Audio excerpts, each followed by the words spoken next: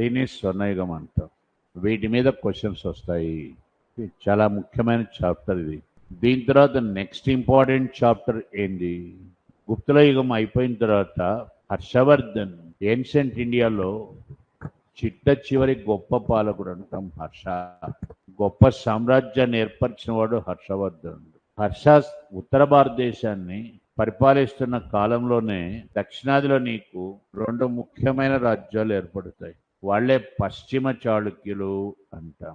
ప్రస్తుత కర్ణాటక పశ్చిమ తీరాన్ని పరిపాలించారు, అందుకని పశ్చిమ చాళుక్యులు అంటారు. వాళ్ళ క్యాపిటల్ సిటీ బాదామి, దాన్నే వేంగి అంటారు, ఆర్ బాదామి చాళుక్య.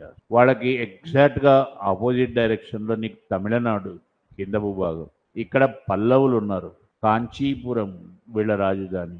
ఇద్దరికీ మధ్య ఎడతెగని యుద్ధాలు జరుగుతాయి, దాన్నే పల్లవ చాళుక్య యుద్ధాలు అంట.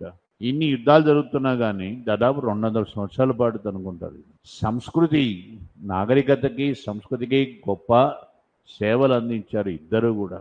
ఆ సేవలు ఏంది అని అడుగుతారు యూపీఎస్సీలో. అందుకే మీకు పదే పదే నేను చెప్తుంది, ఎక్కడ కానీ కల్చర్ మీదనే ఇస్తాడు వాడు క్వశ్చన్స్. ఈ వంశంలో గొప్పవాడు రెండవ పులకేశిన్ అంట, ఆయన మీద క్వశ్చన్లు రాలే. ఈ వంశంలో గొప్పవాడు నరసింహవర్మన్ 1, ఆయన మీద క్వశ్చన్లు రాలే. కానీ వాళ్ళు కట్టించిన కట్టడాలు, సాహిత్యము, చిత్రలేఖనము, వీటి మీద క్వశ్చన్స్ వచ్చాయి. ఇది last part of ancient India.